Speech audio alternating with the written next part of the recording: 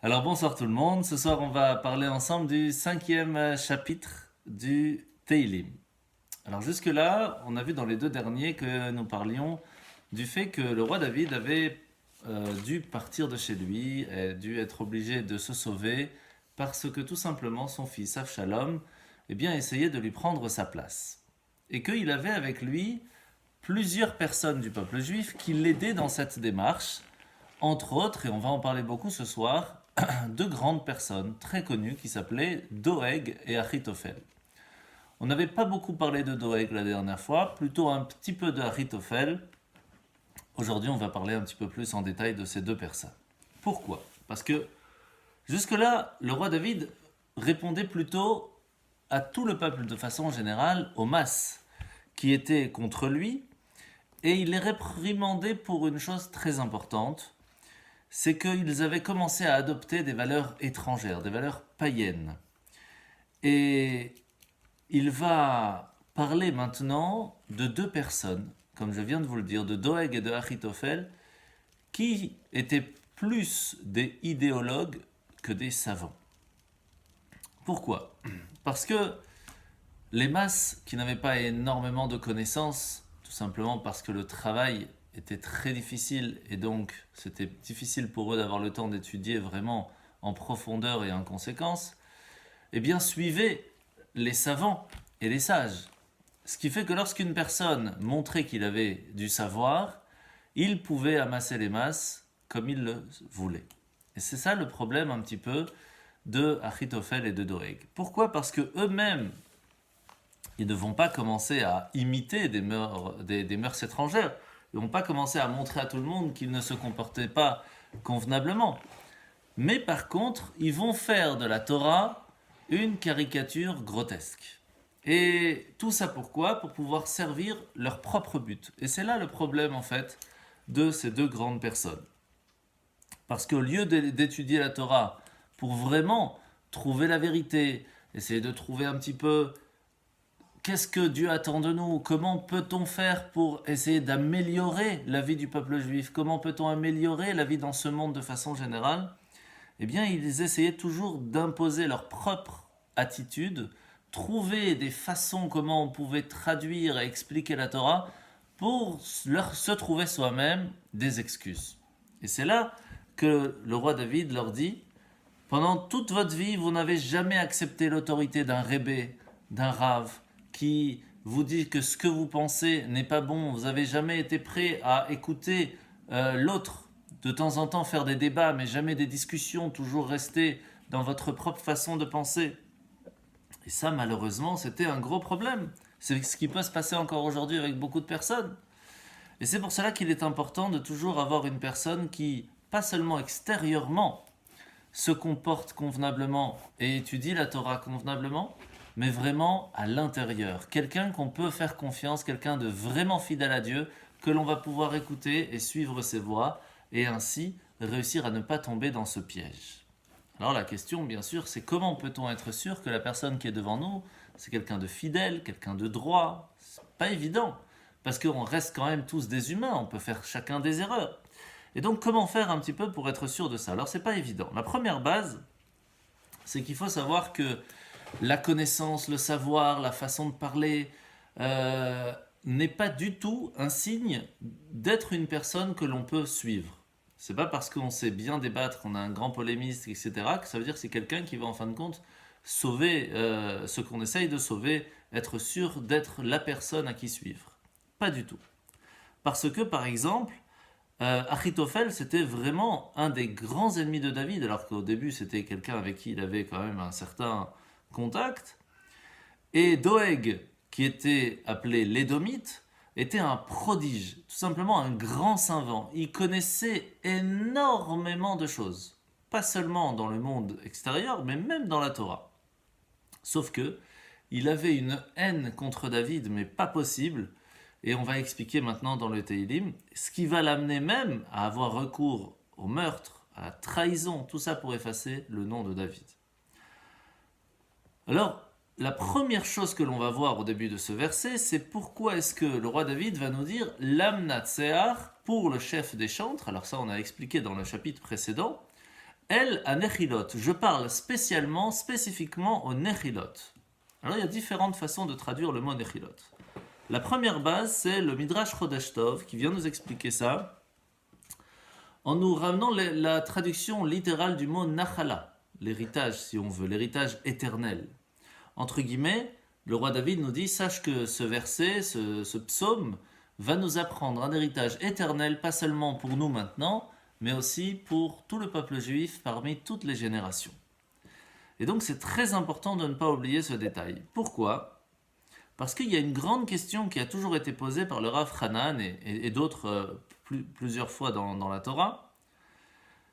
Parce que, pourquoi est-ce que ceux qui étudient la Torah sont pauvres, alors que ceux qui ne l'étudient pas spécialement sont riches? Alors qu'en plus, il y a une promesse claire dans la Torah qui dit, et je vous la lis, ceux qui s'occupent de la Torah recevront richesse et honneur.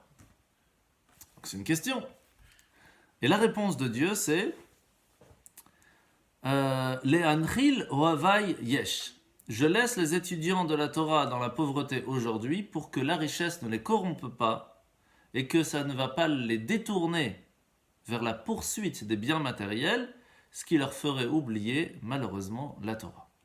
Ce qui fait qu'à un certain moment, si on veut réussir à avoir cette richesse, pas seulement extérieure, mais surtout intérieure, de pouvoir aller dormir en restant droit et honnête, de savoir que ce qu'on a fait dans la journée c'était quelque chose de constructif, etc., qu'on a réussi à s'attacher à Hachem et à prier convenablement, à avoir fait des bonnes mitzvot dans la journée, tout en ayant la richesse, c'est de ne surtout pas oublier ce détail.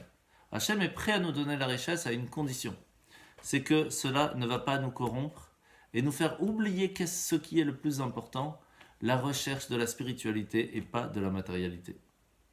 Et c'est pour cela que pour Doeg et Achitophel, la Torah c'était pas du tout un héritage. Ils étaient trop orgueilleux pour la recueillir d'un bouche d'un maître. C'est-à-dire pour eux c'était pas authentique. C'était tout l'attrait de la richesse. Comment je peux, grâce à ma connaissance, réussir à avoir plus de richesse, réussir à avoir plus d'élèves pour pouvoir réussir à avoir plus de possibilités, être moi-même le président, etc., etc. Donc c'était pas du tout un héritage éternel. Et comme on va le voir, ça va pas du tout l'être, puisque jusqu'à aujourd'hui, on ne parle pas spécialement bien d'eux. Et c'est pour cela que le roi David, la première chose qu'il va faire dans ce Teilim, c'est nous parler de la vraie fidélité et pas de l'hypocrisie, comme avait Doeg et Achitophel. Alors on va commencer dans le texte. Lam Natseach la Nechilot Mizmor le David. Au chef des chantres, pour les Nechilot, psaume de David. Encore une fois, le mot Nechilot, on a expliqué pour l'instant une seule explication, celle de l'héritage, Nachala. Sauf que bien sûr, comme on va le voir plusieurs fois dans le Teilim, très souvent, il utilise aussi des instruments de musique, puisqu'il parle ici au chef des chantres. Il lui dit, ça c'est un psaume qui est plus spécifique à un certain instrument de musique. Il faudra donc que tu ailles lui préciser cela. De quel instrument parle-t-on ? Première base, c'est le Radak qui vient nous le dire, et Rashi qui vient rajouter un détail de plus. C'est que le mot Nechil, qui vient du mot Nachala, c'est le bourdonnement des abeilles. Et donc il y a comment on appelle ça, des instruments à cordes, que si on les bouge très rapidement, tapoter rapidement sur ces cordes, ça fait comme un bruit de bourdonnement d'abeilles. Et c'est pour cela que Rashi vient rajouter là-dessus et nous dire le mot Nachala vient aussi du mot Nachal, qui veut dire la rivière. Ce même bourdonnement de la rivière qui coule, qui va rappeler aussi le même bourdonnement de l'abeille. Alors pourquoi c'est important de rappeler ça ? Pourquoi est-ce qu'on pense vraiment que le roi David avait besoin d'expliquer quel son de musique il était important à faire lorsqu'on fait ce Teilim ? Il y a une raison derrière. Quelle est la raison ? C'est que le mot Nachal, qui veut dire la rivière, ce sont ces hordes de soldats d'ennemis, ces bourdonnements d'abeilles qui sont là et qui essayent de faire du mal au peuple d'Israël en faisant du bruit. Le vrombrissement de tous ces chars, de tous ces chevaux, de toutes ces voitures, de tous ces avions, de tous ces missiles qui essayent de venir et de nous faire du mal. Et il va leur dire quelque chose. Il va transmettre un message à tout cela. Alors la première chose à savoir, c'est assez intéressant, c'est qu'une fois Rabbi Chia a ramené au marché une personne et il lui a dit « Regarde, tu vois ces paniers de raisins et de figues qui sont couverts de mouches ? Eh bien, c'est assez extraordinaire. Parce que eux, au moins eux, ces mouches, ils ne font que ce que Dieu leur demande de faire. À la différence de ces hordes de soldats qui essayent de venir nous faire du mal, alors qu'ils essayent de faire à l'encontre de la volonté de Dieu. Et donc, en fin de compte, qui est meilleur de l'un et qui est meilleur que l'autre, on se pose même la question. Et c'est pour cela que le roi David, en premier lieu, nous dit ce vrombrissement d'abeilles ou de cette rivière, de ces hordes d'ennemis qui essayent de venir. On leur dit, sachez que ça ne sert à rien de venir contre nous, parce qu'en fin de compte, vous venez contre nous, mais quoi qu'il se passe, vous êtes contre Dieu. Et donc, il ne faut pas trop chercher à venir contre nous. Continuez plutôt d'aller rechercher la vérité en vous et pas venir contre la vérité. Alors on continue avec le deuxième, où c'est marqué Amara Yaazina Hashem Bina Agigi. Prête oreille à mes paroles, Hashem perçoit mes pensées. Alors tout d'abord, Amarai Hazina Hashem. Prête l'oreille à mes paroles, Hashem, s'il te plaît. Ici, on doit rappeler une chose très importante, c'est que le roi David vient utiliser, on va dire, une cartouche très forte. C'est qu'il venait de la tribu de Yehuda. Et Hashem a promis à la tribu de Yehuda, comme on le dit dans la prière, Shema Hashem Kol Yehuda. Hashem écoute toujours une prière faite par quelqu'un de la tribu de Yehuda. C'est quand même énorme. Et donc, étant donné que le roi David venait de la tribu de Yehuda, il vient dire à Hashem, écoute, tu as d'une certaine façon promis que tu vas m'écouter. Donc écoute ce que j'ai à te dire maintenant. Maintenant, qu'est-ce qu'il va lui dire? Premièrement, Bina Agigi. Perçois mes pensées. Pourquoi? Qu'est-ce que ça veut dire? Alors, tout d'abord, il faut savoir que quand on vient parler, on vient prier, on vient demander quelque chose à Hachem, on a ce stress de ne pas réussir à dire vraiment les bonnes paroles qu'on a dans le cœur. Et donc, c'est des fois très difficile de réussir à faire passer ce qu'il y a dans notre cœur en demandant clairement à Hachem ce que nous avons besoin. Alors, qu'est-ce que demande le roi David ici? Il dit à Hachem, écoute, mes paroles vont peut-être être correctes, mais ce qu'il y a dans ma pensée, ce qu'il y a dans mon cœur, c'est plus difficile à aller chercher. Donc, s'il te plaît, ne t'arrête pas à mes paroles dans mes demandes, va chercher à l'intérieur de moi pour comprendre mes besoins et de pouvoir me les donner. Maintenant, le mot bina, qui ici est traduit par percevoir, peut être traduit en fait de différentes façons. Le mot bina, de façon générale, on appelle ça la compréhension, le discernement. En fait, la première base, c'est que le roi David il dit à Hachem, sache que tous les mots que je vais dire maintenant, c'est des mots que j'ai réfléchis avant de te les dire. Je ne suis pas venu comme ça sans avoir réfléchi à mes prières. Il y a un discernement derrière, il y a une réflexion. Mais plus que ça, recherche à l'intérieur de moi, parce que le mot bina ici est plutôt une forme verbale d'utilisation, comme et la compréhension et l'intuition. Fais une recherche à l'intérieur de moi. Et jusqu'où? Eh bien, jusqu'à Agigi. Agigi qui veut dire prononcer une parole qui exprime une pensée qui a été développée. C'est pas juste que maintenant je viens dire des mots de prière sans vraiment comprendre ce que je dis. Ici, le roi David dit, je ne viens pas la prière en train de lire dans un livre. Je viens parler avec mon cœur. Donc, s'il te plaît, écoute mes paroles, mais écoute aussi mon cœur. Et c'est pour cela qu'il va rajouter ce troisième verset en nous disant Akshiva l'école shavi, malki velokai ki lecha et palal. Sois attentif, Akshiva, à la voix de ma supplication, mon roi et mon Dieu. On va expliquer pourquoi roi et Dieu. Car c'est toi que j'invoque. Et ça va tout changer, vous allez voir. Tout d'abord, la première fois, donc dans le verset juste avant, c'était marqué Haazina, prête l'oreille, ozen. C'est une chose quand on demande à quelqu'un, écoute. Quand on dit akshiv, takshiv, ça veut dire arrête tout ce que tu fais d'autre et prends le temps de m'écouter convenablement. Plus intense, beaucoup plus intense. Et ici, le mot keshev de akshiva, c'est une stimulation. Ça veut dire on demande à Hachem, il lui dit sache que mes paroles vont t'aider, vont t'éveiller ton désir d'entendre encore plus. Parce que ce que je vais te dire va te faire en premier lieu plaisir et tu auras l'envie d'écouter la suite tellement ça va être important. Pourquoi? Parce que Malki ve'elokai. Pourquoi tu devrais m'écouter? Parce que tu es mon Dieu, sauf que c'est le Dieu aussi de tout le monde. Mais non, pardon, parce que tu es mon roi, sauf que Hachem c'est le roi de tout le monde. Et donc il pourrait se dire, ok, c'est le roi de l'un, c'est aussi le roi de l'autre. Donc je vais devoir juger qui mérite le mieux. Il lui dit, mais tu es aussi mon Dieu.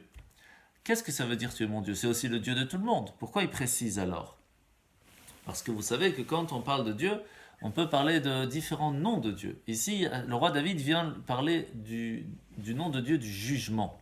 Il dit, Hachem, je te demande maintenant de faire un jugement pour vérifier qui mérite plus entre mes ennemis et moi.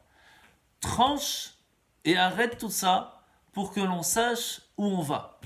Parce que pas seulement lui, le roi David, en avait un petit peu marre de tous ses problèmes avec son fils, etc., et tous les autres qui essayaient de lui faire du mal, mais même le peuple juif était un petit peu en désespoir, ils ne savaient pas quoi faire. Ils ont leur roi d'un côté qu'ils aiment beaucoup, le roi David, qui les a sauvés, qui les a protégés, etc. De l'autre côté, il y a son fils, ils sont un peu perdus. Donc ils sont là, ils attendent. Donc le roi David dit, tranche, ça y est, fais quelque chose, tu es le Dieu du jugement. Sauf que comment on peut être sûr, comme on l'a appris la semaine dernière, comment on peut être sûr que Hachem va vraiment juger en notre faveur? On l'a expliqué même la semaine dernière que c'est extrêmement dangereux de venir vers Hachem en lui disant « je mérite ». Et si tu fais un jugement, tu trouveras rien en moi qui est pas convenable, c'est pour cela que je suis sûr de gagner. C'est hyper dangereux de dire cette phrase, parce que même déjà quand le fils qui vient essayer de chercher, il trouvera, donc imaginez Hachem. Donc c'est sûr qu'il trouvera quelque chose. Donc, comment on peut être sûr, comment le roi David peut être sûr à 100% que ça vaut le coup de réveiller le Dieu du jugement? Eh bien, il rajoute cette phrase qui fait toute la différence. Qui elecha et palal, parce que c'est toi que j'invoque. Je vais raconter une histoire, vous allez tout comprendre. Une fois, il y a quelqu'un qui était dans un groupe de beaucoup de pauvres. Et un jour, il n'en peut plus tellement c'est difficile. Donc il dit à son ami, écoute, je vais aller au kotel, je vais prier Hachem, et Hachem va m'aider. Ok. Il prend la route, il s'arrête pas nulle part, il demande de l'aide à personne. Il arrive au kotel, il prie. Il y a une personne qui lui tape à l'épaule, il lui dit, qu'est-ce qui se passe? Il dit, voilà, je viens prier Hachem pour qu'Hachem m'aide, j'ai plus rien, je ne sais plus quoi faire.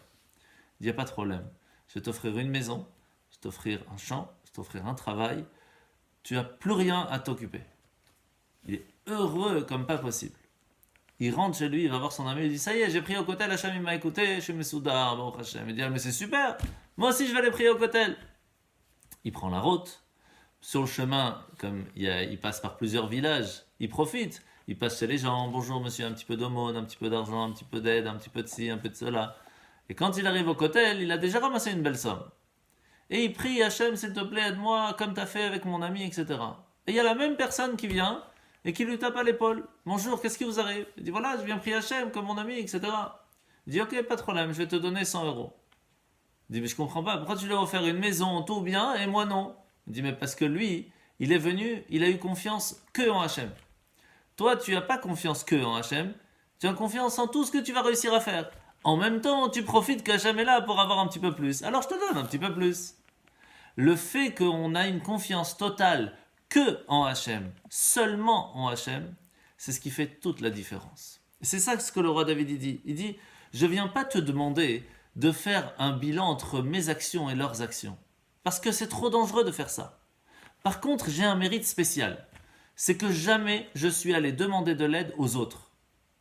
Je t'ai toujours à toi demander, Hachem, de l'aide. J'ai toujours proclamé que tu es toi mon roi, toi mon Dieu, et que je te demande cette cette bonté de toi, pas parce que je la mérite. Je te la demande parce que tu es mon roi, tu es mon Dieu, et il n'y a que toi que je vais demander cette aide. Et ça, c'est une des seules façons qu'on peut être sûr de recevoir d'Hachem de l'aide. Donc à un certain moment, on sait bien qu'Hachem il nous dit « Aide-toi, le ciel t'aidera ». Vous connaissez cette phrase, j'imagine. Ça veut dire « Fais déjà toi ce que tu dois faire, et après Hachem va t'aider ». Par contre, à un certain moment, tu vois qu'il n'y a plus rien à faire. Tu as fait ton job, tu as fait ton devoir d'humain. Il y a un moment, tu dois te reprendre et donner toute confiance en Hachem. Arrête de stresser. Laisse Hachem gérer. Et confiance en lui. Et là, Hachem il est. Et ça, c'est une confiance qui doit être totale en Hachem pour que cela fonctionne. Maintenant, qu'est-ce qu'il va faire? Et ça, c'est très intéressant, vous allez voir. Il nous dit comme ça. Hachem boker tishma bekoli. Hachem, le matin, à l'aube, boker, entend ma voix. Et il continue. Boker erach lecha va'atzapeh. À l'aube, je me prépare pour toi, je suis dans l'attente. Qu'est-ce que ça veut dire? Pourquoi le matin? Qu'est-ce qu'il y a le matin? Alors, première chose, il faut savoir... Pardon? Hatzot. Non, Khatsat, c'est le milieu de la journée. On parle ici de Boker, vraiment le Boker Tov, le début du matin, avant de rien faire. Le roi David, il vient, il nous dit, avant d'être plongé dans les affaires, le meilleur moment pour prier, c'est le matin. C'est pour ça qu'on fait la prière du matin, elle est plus longue. Parce que c'est le moment où on dit à Hachem, avant même de commencer ma journée, je viens te dire bonjour à toi. Je viens prier pour que toute ma journée soit emplie de ton bonheur, de ta lumière, de ton énergie. Parce que je sais que tout vient de toi. Cette façon de prier est la plus belle. Maintenant, le roi David, il vient et dit à Hachem, regarde comment tous les matins, je ne laisse aucune de mes occupations personnelles prendre le devant la prière. Le matin, il lui dit, le matin, je ne regarde pas mes notifications du téléphone. La première chose, je fais Modani. Après, je regarde les notifications de mon téléphone. Mais je ne réponds pas à mes messages. Parce que d'abord, je mets les tefilines. Après, je réponds aux messages. Je ne regarde pas mes emails. D'abord, je fais ma prière. Après, je réponds aux emails. C'est ça qu'il lui dit. Il lui dit, étant donné que pour moi, toute ma vie, ce qui compte le plus dans ma vie, c'est toi, Hachem, le matin est une preuve que je te montre comment est-ce que pour moi, tu es le plus important. Maintenant, il faut savoir, en plus, c'est Rashi qui rajoute, il nous dit, de façon générale, le matin à l'aube, vraiment à l'aube, c'est là où Hachem, habituellement, il fait peser sa justice sur les personnes pas très gentilles, et inversement, il fait privilégier la rachamim, la miséricorde, sur le monde, surtout pour ceux qui le méritent. Alors, il y a différentes façons pour mériter cette miséricorde, sans rentrer trop dans le détail. À partir du moment où on a nous-mêmes de la miséricorde envers les autres, Hachem réveille sa miséricorde envers nous. C'est très résumé, mais c'est un petit peu ça. Ce qui fait que, ici, le roi David, il nous dit, tu vois comment est-ce que moi, le matin, la première chose que je fais, je pense aussi aux autres. Je mets la tzedaka avant de prier. Je vais aider un pauvre. Je vérifie que tout le monde a... Et je viens te prier, je viens te parler, je viens profiter de ma journée, remplir ma journée de ta présence. Donc ça, c'est un mérite qui fait que tu devrais écouter ma voix et me répondre convenablement. Maintenant, pourquoi il rajoute alors Boker et Rach Lecha, à l'aube, je me prépare pour toi. Comment il se prépare pour Dieu? On a dit qu'il faisait la prière. Pourquoi faut répéter encore une fois? En fait, c'est le Rabbi Azaria qui vient nous expliquer ça, quelque chose qui est très connu en fait. Les chassidim arishonim, les premiers chassidim, avaient l'habitude d'étudier 1 heure la Torah avant même de commencer leur prière. Pourquoi? Pour que la prière soit remplie d'un instinct de sérénité, de connexion avec Dieu. Quelque chose, c'est comme ça qu'on appelait les fervents d'autrefois, les chassidim.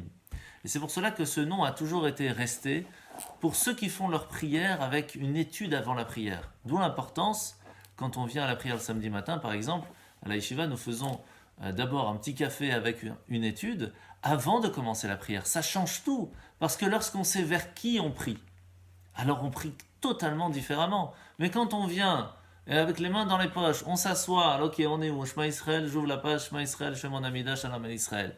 Il n'y a pas le même sentiment, il n'y a pas la même préparation. Le fait de se préparer à la prière, même avec un petit quart d'heure de Torah, avant de commencer la prière, ça change tout simplement tout. La différence entre une prière qui est directement faite à Hachem ou simplement des mots qui sont prononcés. Et c'est pour cela qu'il dit va atsaper, je suis dans l'attente, je sais que tu vas donner le juste châtiment à ceux qui le méritent. Comment il pourrait se permettre d'avoir tellement confiance, de dire Hachem, c'est bon, je sais que tu vas les allumer alors que moi je sais que je suis tranquille. C'est très difficile. On vient d'expliquer qu'on ne peut pas compter sur ses propres mérites. Et donc, encore une fois, ici, il fait très attention à ces mots, le roi David, et c'est pour cela qu'il dit Boker, le matin, je te demande le matin de répondre à ma prière. Pourquoi? Parce que le matin, c'est le moment de la miséricorde. Je ne te demande pas par rapport à mes propres mérites. Je te le demande parce que maintenant, le matin, tu fais attention à être miséricordieux pour ceux qui essayent de faire le bien. De la même façon que moi, le roi David, j'essaye toujours de faire le bien. Je recherche l'honnêteté, je recherche l'aide au prochain. De la même façon, réveille cette miséricorde envers moi, pas parce que j'ai un mérite, par ce que je pense aux autres. À partir de là, on est au 5e verset. Et il nous dit Kilo kel chafetz resha ata lo yegur chara. Car tu n'es pas un Dieu qui prenne plaisir à la méchanceté, aucun mal ne réside en toi. Alors je crois que tout le monde est un peu d'accord et logique si on veut que Dieu il n'aime pas tellement prendre plaisir lorsqu'il y a de la méchanceté. D'accord? Mais il faut savoir qu'il y en a qui pensent ça. Parce qu'avec tout ce qui se passe dans le monde, ils se disent mais Hachem il s'amuse, il joue au Playmobil en faisant des guerres. Sauf que non, il ne prend pas plaisir du tout à ça. Mais il faut savoir que toute personne qui prend plaisir à ça, c'est inévitable qu'ils seront détruits. Alors qu'est-ce que ça veut dire lo yegur chara? Aucun mal ne peut résider, ne peut habiter, ne peut être à côté de Dieu. Il y a plusieurs choses qui sont très intéressantes à voir. Tout d'abord, il y a un thème de foi qui est très important à ne pas oublier. Là où il y a Dieu, il n'y a pas de mal. Et c'est des fois très difficile à accepter. Là où il y a Dieu, il ne peut pas y avoir de mal. Ce qui veut dire qu'à partir du moment où on sait que Hachem c'est la source de bien à l'état pur, rien de mal ne peut venir de lui. Sauf que des fois, la vie que l'on endure nous fait ressentir du mal. Et on sait bien que rien n'arrive dans ce monde si Hachem n'a pas prévu que cette chose arrive. Nous, on le traduit en mal. La question c'est, est-ce que c'est mal? C'est très difficile à comprendre. C'est des choses qui sont tout simplement impossibles à comprendre. Mais c'est pour ça qu'on appelle ça la foi. Parce que si on comprenait tout, il n'y a plus besoin de foi. La foi, la croyance en Dieu, c'est quelque chose qui va au-delà de l'intellect. Et Hachem, il nous dit, tu dois avoir la foi que tout ce que je fais dans ce monde a une source de bien. Tu la comprends peut-être pas tout simplement parce que tu as un cerveau trop étriqué, mais sache que tout est bon. À partir du moment où une personne tente de rejeter Dieu, automatiquement, qu'est-ce qu'il fait? Il met du vide, il met une place pour que le mal existe dans sa vie. C'est tout simple. C'est comme par exemple cet ingénieur qui va faire une route super lisse. Alors on n'est pas en Belgique, c'est plus en France. Super lisse. Il n'y a aucun trou vraiment magnifique. Mais il se rend compte que pour pouvoir protéger cette route, il faut faire quelque chose. Donc qu'est-ce qu'il va faire? Il va mettre des haies d'épines tout à droite et tout à gauche. Et là, il y a un voyageur qui voyage tranquille sur cette route. Et à un moment, il va un peu vers la droite et aïe, il se fait mal. Il dit, mais c'est quoi cet ingénieur qui a mis des haies d'épines à droite? Il va un peu vers la gauche, aïe, mais ça fait mal. Mais c'est quoi cet ingénieur? C'est pas possible, ce constructeur, il est fou. Pourquoi il fait ça? Il dit, mais c'est pas la faute du constructeur si toi, tu n'es pas sur la bonne route. Si tu te fais mal, c'est peut-être parce que tu n'es pas tout droit. Tu n'as pas pris la route qui est lisse et qui est bonne. Et donc très souvent, on commence à dire, ouais, mais Dieu m'a fait ci, Dieu m'a fait ça. Mais c'est pas de la faute de Dieu que tu n'es pas sur la route. Fais attention là où tu marches, tu verras que rien ne t'arrivera. De l'autre côté, Hachem n'aime pas tout ce qui n'est pas bon. Sauf que qu'est-ce qui est appelé pas bon? Alors c'est marqué, c'est des choses un petit peu plus kabbalistes, mais l'idée est très très forte, vous allez voir, que seuls les anges de paix peuvent se tenir devant Dieu, alors que tous les anges de la colère sont repoussés dans un lieu lointain.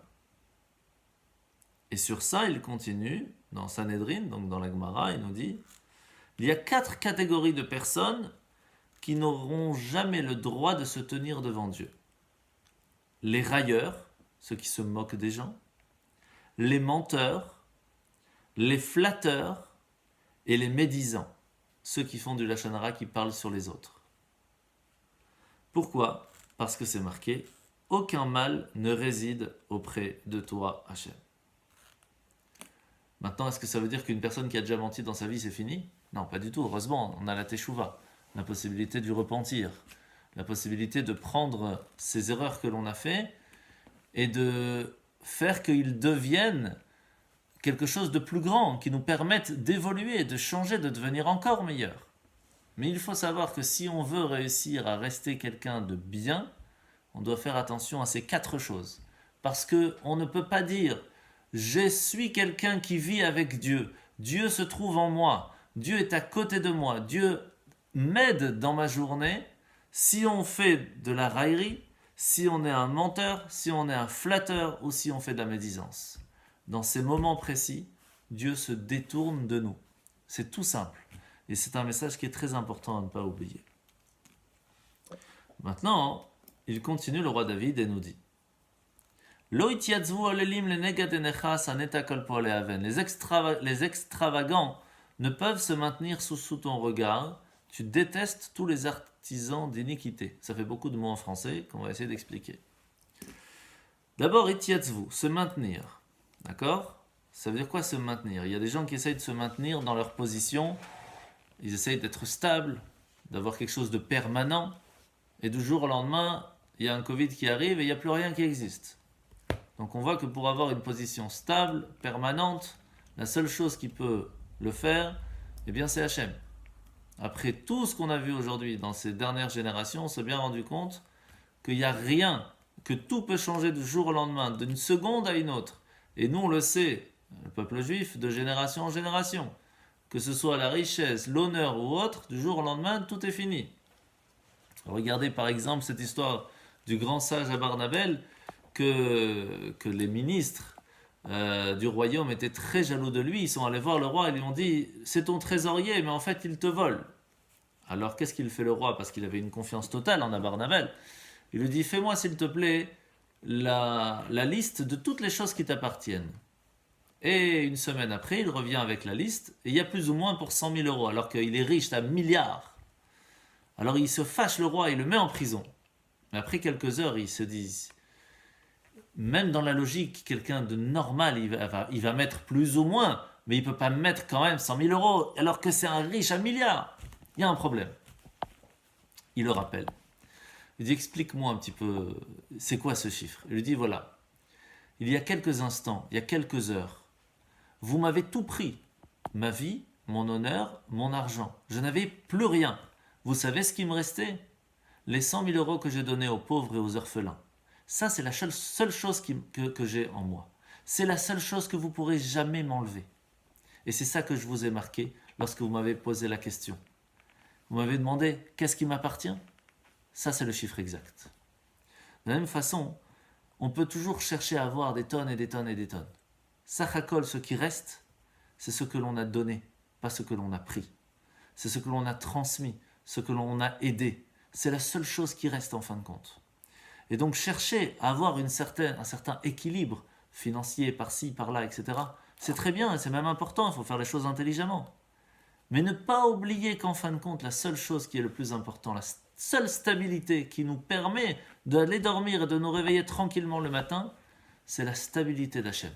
Si on a ça, on est tranquille. Si on n'a pas ça, tous les soirs, on peut ne pas aller dormir convenablement. Maintenant, qu'est-ce qui se passe ? Il y a d'autres sortes. Il y a aussi ce qu'on appelle les ololim. C'est ce que nous dit ici le roi David. Il nous dit Lo itiatzvu ololim le negadenecha. Les extravagants ne peuvent se maintenir sous ton regard. Ça veut dire ceux qui sont confus, ceux qui sont désorientés. Donc il y en a d'autres qui n'ont même pas ça. Ils n'ont même pas, entre guillemets, quelque chose sur quoi se tenir. Ils sont confus, ils ne savent pas où ils sont, ils ne savent pas où ils vont. Ils sont perdus dans la vie et ils essayent de suivre ce qu'on leur donne sous les yeux. C'est encore pire. Maintenant, il y a un autre problème. C'est qu'ici, on peut très bien étudier la Torah. On peut très bien être un grand savant et être totalement confus et désorienté. Alors à qui il parle ici le roi David exactement? Eh bien, à ces deux grands savants, Doeg et Achitophel, qui avaient étudié jusqu'au plus minutieux détail de la Torah, alors que leur cœur était resté totalement plein de Olelot ou Olelim. C'est quoi? Eh bien, c'est l'extravagance tapageuse, la recherche d'être un fanfaron, la recherche de se louer par soi-même. Je suis le plus savant, j'ai le plus de connaissances, je. Et c'est pour cela que ici, le roi David, il leur dit, c'est pas parce que tu penses vivre dans l'extravagance que tu penses que ça va être quelque chose d'éternel. À l'inverse, à un certain moment, ça s'arrête. Et il ne reste plus rien, ni pour toi, ni pour ta famille, ni même pour le futur. Et c'est pour cela que le fait de pervertir la Torah, de tirer le mal qu'il y a dans la Torah, pour aller à Aven, les artisans de l'iniquité, les artisans du mal, c'est quelque chose que le roi David ne pouvait pas voir, il n'arrivait pas à ressentir ça. Pour lui, c'était beaucoup, beaucoup trop dur. Rappelez-vous dans les 10 commandements, par exemple, dans les 5 premiers, il y a le nom de Dieu. Pourquoi? Je suis Hachem ton Dieu, tu ne dois pas avoir d'autres dieux, honore tes parents, faire des choses bien. Là, il y a toujours Dieu qui est présent. Dans les 5 derniers, tu ne tueras pas, tu ne voleras pas, tu ne mentiras pas, il n'y a pas le nom de Dieu. Pourquoi? Dieu ne peut pas vivre avec le mal. Pourtant, ça fait partie de la Torah. Et Dieu ne s'y trouve pas, qu'est-ce que ça veut dire? Il ne veut pas se dévoiler, il ne veut pas se montrer, il ne veut pas vivre à côté de ces personnes qui pervertissent la Torah. Et c'est pour cela que le roi David continue, il nous dit Te'abed davre chazav ish damim o mirma. Père, ceux qui profèrent le mensonge, l'homme de sang et de fourberie, yeta'ev Hashem, Hashem l'en a en horreur. De quoi on parle ici? Eh bien, c'est toujours la même chose. Le roi David continue de dire à Hachem, tu vois ces deux personnes-là, Doeg et Achitophel, chasse-les de ta présence, renvoie-les. De quelle façon? La façon la plus pire qui peut exister. C'est quoi? Ne pas avoir droit au monde futur et ne même pas avoir droit au jugement final et à la résurrection des morts au moment de Mashiach. Ça, il n'y a pas pire que ça. Parce que même si en fin de compte le monde d'ici se passe pas, on va dire convenablement à 100%, mais on essaye quand même de rester quelqu'un, d'avoir des points pour pouvoir mériter d'effacer les fautes et d'avoir des choses bien dans notre vie pour mériter de vivre le temps de Mashiach, il y a des choses qui peuvent malheureusement les couper. Vous savez, c'est marqué comme ça dans la Mishnah Sanhedrin, 3 rois et 4 roturiers ont perdu leur part dans le monde à venir. Et qui sont les roturiers? Bilam, c'est étonnant parce qu'il n'est pas juif, mais tout simplement parce qu'il a reçu la même force que Moshe, et à la place d'utiliser ses forces d'aide, cette force de parler avec Dieu, de transmettre des miracles, il va l'utiliser à l'inverse, il va faire que des malédictions à la place. Doeg, Achitophel et Gehazi. C'est très triste, mais on parlera de Gehazi plus tard. Mais en tout cas, Doeg et Achitophel, ils avaient une connaissance énorme dans la Torah. Mais quand je vous dis énorme, c'est énorme. Et pourtant, ils vont tout perdre. Pourquoi? Parce que Doeg et Achitophel, comment est-ce que ils étudiaient? C'était toujours avec hypocrisie, avec fourberie. Et la raison, elle est que malgré leur étude, ils n'ont pas changé. Ils sont toujours restés vides. Alors maintenant, où on voit cette fourberie que le roi David a envie de rajouter? Parce que ça suffit avec tout ce qu'il a dit ici. Tu as mis Dieu en colère, etc. Pourquoi il rajoute encore? Et ce sont des gens fourbes. Quelle fourberie ils ont fait? Alors en fait, c'est marqué dans le Bereshit Rabbah que Achitophel avait conseillé à Avshalom de tuer son propre père et de profaner les concubines de son père. Vous vous rappelez, on a appris la semaine dernière qu'il lui avait conseillé d'avoir des relations avec les femmes concubines de son père pour montrer à tout le monde que lui, il mérite d'être le roi. C'est des choses qui sont totalement interdites. Et pourquoi il a fait ça? C'était très fourbe, pour pouvoir après l'amener devant la justice et lui dire, il ne mérite pas d'être roi, c'est moi qui vais être roi à sa place. Donc, conseiller dans le mal, c'est la chose la plus pire qu'il peut y avoir. Vous vous rappelez le premier chapitre du Teilim où nous avons expliqué que pour pouvoir être sûr de trouver le bonheur, la première chose c'est de faire savoir à qui on écoute les conseils. Parce que si on écoute des conseils des méchants, des personnes qui sont égoïstes, qui pensent qu'à eux, ils ne pensent pas à nous quand ils nous conseillent, malheureusement on tombe. Et qu'est-ce qu'il a fait Doeg? Doeg, c'est encore pire ou pas pire à voir, tout est relatif. Il a été responsable du massacre des prêtres des Cohen de Nov. Il y a eu toute une ville de Cohen qui, lorsque le roi David est passé par là-bas, les Cohenim, ils ont vu quelqu'un en détresse. Pardon? Avec Shaoul. Exact, avec Shaoul, exactement. C'est là qu'on va voir que Doeg et Achitophel ne vivaient pas au même moment. Qu'il y avait une ville, la ville de Nov, où il n'y avait que des Kohanim là-bas qui habitaient. Et dans cette ville, à un moment, le roi David est passé et tous les Kohanim l'ont aidé. Ils voyaient une personne en détresse, ils l'ont aidé. Qu'est-ce qu'il a conseillé Doeg? Il a dit à Shaoul, au roi Shaoul, détruis toute la ville de Nov, tue tout le Kohanim pour que la prochaine fois personne n'aide le roi David. Sauf que c'est très grave de tuer une personne, mais tuer toute une ville de Kohen alors que c'était des gens extraordinaires. Il y avait même après un problème pour trouver des Kohanim pour aller dans le temple. Vous imaginez la gravité? Et donc c'est pour cela que ces deux personnes qui ont donné des conseils, ces conseils qui étaient tellement graves, qui étaient tellement durs, tellement fourbes, le roi David il dit à Hachem, comment tu peux les laisser encore continuer leur fourberie en essayant d'aider Avshalom à prendre le royaume? Et c'est là qu'on voit que ni Doeg ni Achitophel n'a pu un voir l'autre. Ils ont vécu à deux générations différentes alors que c'était au même moment que le roi David. Le Doeg, c'était au début de l'histoire du roi David avec le roi Shaoul, lorsqu'il se sauvait, alors que Achitophel, c'était après, lorsqu'il était déjà roi, et à la fin de sa vie, lorsque Avshalom essaye de lui prendre sa place. Combien de temps vont vivre Doeg et Achitophel? Alors c'est très simple.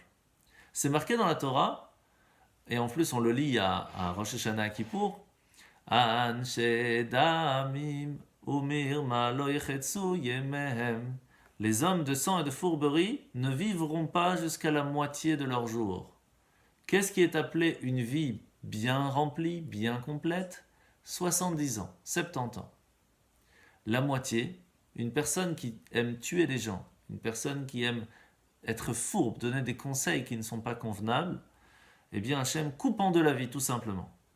C'est-à-dire que même si une personne s'est prévu qu'elle vive 120 ans, il coupe en deux. Et donc combien de temps ils vont vivre? Doeg ne va vivre que 34 ans et Achitophel 33 ans. Et c'est pour cela que le roi David continue et dit Yetaev Hashem, Hashem l'en a en horreur. Et ça veut dire quoi en horreur? Que même dans le monde futur, il n'aura pas envie de les voir. Alors vous allez me dire, mais comment il peut faire ça? Et tout le monde à un certain moment arrive là-bas. Ben on va voir tout de suite après qu'il y a une punition qui est tellement grave que même pour plus tard, il y a des chances de ne pas y être. Heureusement, faut être hard pour arriver jusque-là, mais ça peut arriver malheureusement, pas aux gens normaux. On parle de grandes personnes qui ont utilisé malheureusement leur potentiel, pas de bon augure. Alors il continue et il nous dit Vani berov chasdecha avo petecha eshtachave elechal kodechecha biratecha. Alors ça c'est une prière que l'on fait très souvent, que le roi David nous a transmis. Il nous dit mais moi, grâce à ton immense bonté, j'entrerai dans ta maison, je me prosternerai dans ton saint palais, pénétré de ta crainte. Alors vous allez me dire, ouais, c'est sympa comme phrase. Vous allez voir que c'est pas du tout très simple quand on regarde dans le détail. La première chose, c'est qu'il dit, Va'ani berov chasdecha. Mais moi, le roi David, grâce à ton immense bonté, donc d'abord, qu'est-ce qu'il fait? Il dit, Hachem, c'est pas par mon propre mérite. C'est parce que tu es tellement gentil avec moi que je vais mériter de pouvoir être à côté de toi. Avo vetecha, je vais rentrer dans ta maison. C'est quoi la maison? C'est le temple, d'accord? Qu'est-ce qu'on fait dans le temple? On fait la tfila, la prière. Qu'est-ce qu'on apprend de là? Et il faut savoir que énormément de choses on apprend de ce verset, entre autres, que la prière doit être faite avec humilité. Maintenant, la grande question, c'est que Doeg et Achitophel, c'était de grands rabbins, de très grands savants. Aussi, ils allaient dans le temple, aussi, ils faisaient la prière. Et ils faisaient le minyan, et ils organisaient tout ce qu'il faut, et ils faisaient les choses convenablement. Alors pourquoi est-ce que quand le roi David y rentre, alors oui, c'est un plaisir pour Hachem, alors que lorsque eux y rentrent, c'est pas du tout un plaisir pour Hachem. Qu'est-ce qui fait la différence? Il dit tout simplement le même temple, le même Beth Amikdash qui permet de multiplier les émotions, les sentiments, les passions qui se trouvent à l'intérieur du cœur, si ce sont des passions qui sont spirituelles, qui sont belles, de la bonté, de la générosité, alors le temple les multipliait et ça se voyait chez la personne.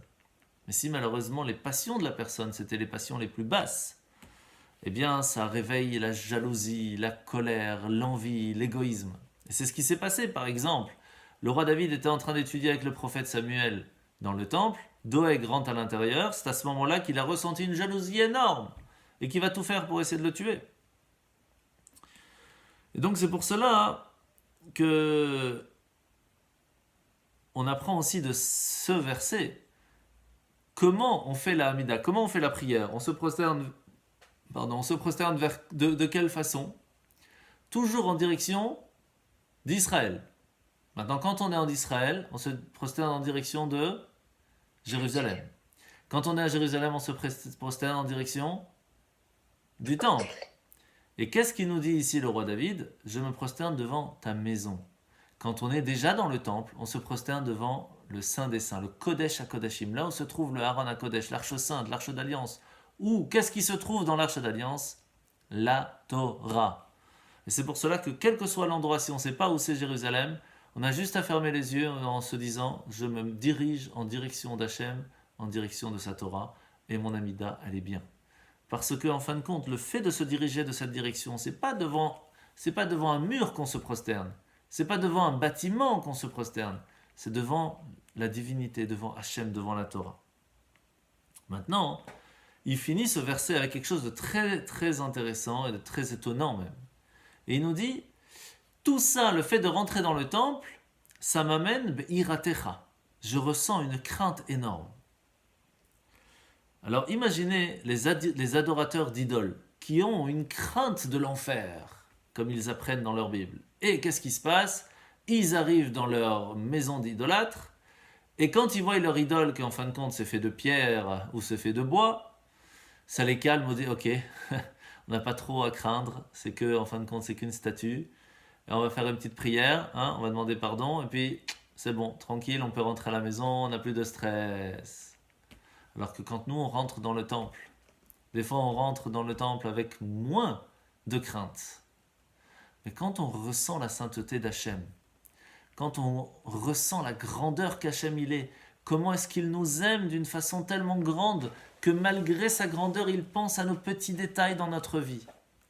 Ça réveille en nous une certaine amour, mais ça réveille aussi une certaine crainte. Et cette crainte, elle est énorme. C'est pas la crainte de la punition ici. C'est pas la crainte d'un dommage. C'est une terreur sacrée. Cet amour vers Dieu va nous faire ressentir la grandeur d'Hachem pour avoir une crainte de lui, un respect total envers lui.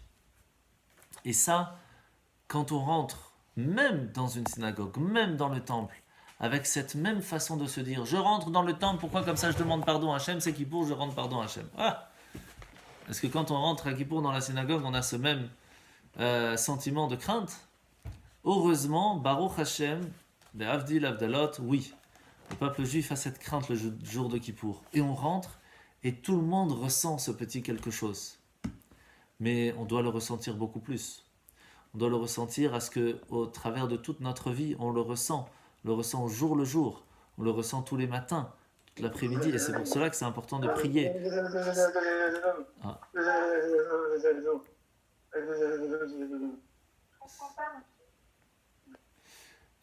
Donc c'est pour cela que c'est important de prier. Et de prier, quand on dit prier, c'est prier pour vraiment ressentir de la crainte pour Hachem.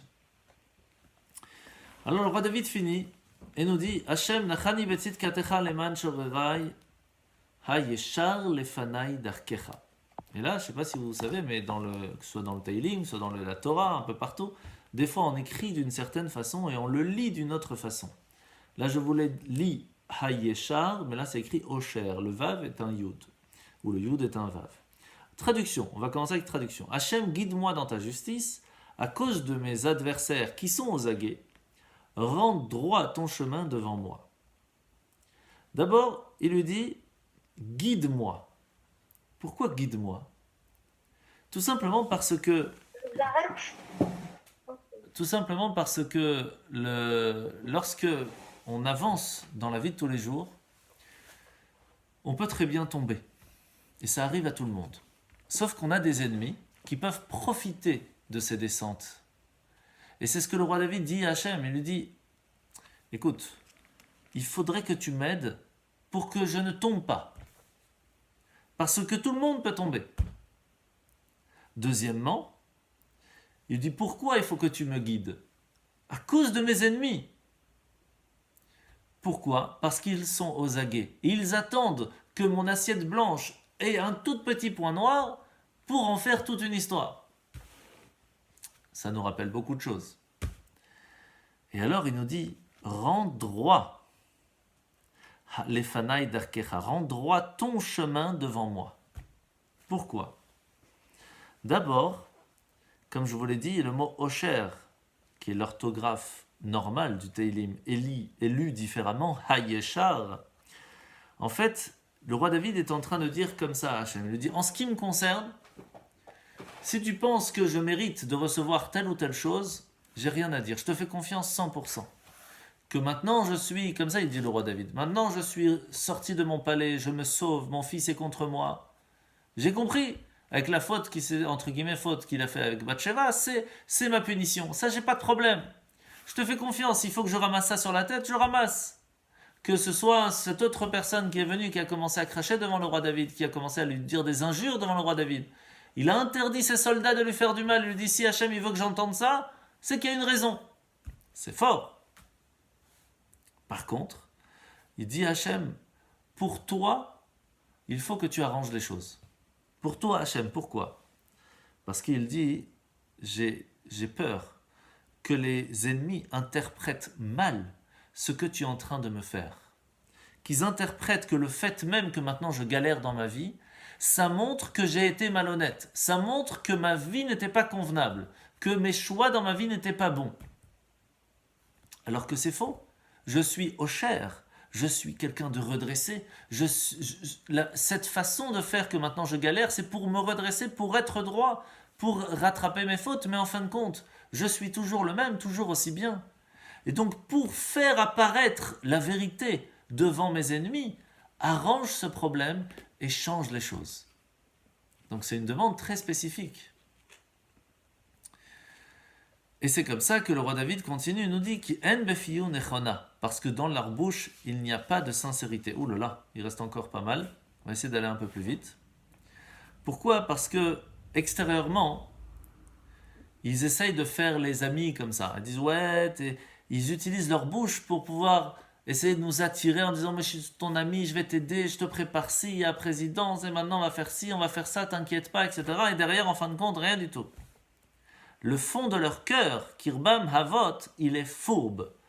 Parce que, en fin de compte, ils passent leur temps à quoi? À conspirer, à trouver, chercher, à dresser des plans pour essayer de faire du mal. Il n'y a rien en eux qui est de la sainteté. Et il finit avec une phrase, il dit Kever patuach geronam, leur gosier est une sépulcre béant. Ça veut dire ils essayent toujours d'avaler, de prendre les fruits du travail de l'autre. Ça, c'est quelque chose qu'Hachem n'aime pas du tout. Les shonam yachalikun, ils rendent doucereuse leur langue. Ils essayent de parler, de faire des belles paroles. C'est des adversaires qui sont très hypocrites, c'est des bons polémistes, ils savent bien parler, tout ce que vous voulez. Tout ça pourquoi? Pour me prendre au piège. Et alors, le fait même que Doeg et Achitophel, lorsqu'ils étudiaient la Torah, ils n'appréhendaient pas la vraie signification, ils ne recherchent pas la vraie signification de la Torah, ils voulaient juste avoir plus de connaissances, plus de profondeur pour eux. Parce que, en fin de compte, ils n'avaient pas cette aide d'Hachem, parce qu'à leurs yeux, c'était la recherche personnelle, ce n'était pas la recherche de la vérité. Et donc, malheureusement, le roi David leur dit, sachez que puisque vous êtes égarés à cause de vos yeux qui ont désiré ce qui n'était pas à vous, vous ne l'avez pas obtenu, et plus que ça, ce que vous aviez, vous l'avez perdu. C'est pour cela que la jalousie et rechercher tout le temps ce que les autres ont, fait qu'en fin de compte, même ce que vous avez, eh bien vous le perdez. D'où l'importance de faire très important. Et il faut s'imaginer que Doeg et Achitophel, ils étaient dans le Sanhédrin, dans comment on dit, c'est le tribunal rabbinique le plus grand de l'histoire. Il faisait partie, même à la tête à un certain moment du Sanhédrin. Et pourtant, ils sont revenus à ce qu'on les oublie et qu'on les enterre et qu'il ne reste plus rien d'eux. Et qu'est-ce qu'il va faire le roi David? Il va demander une condamnation directe. Et il va dire Hashimem Elokim Hiplu Mimoatzoteem Berov Pishem Adichem Ukim Aruvach.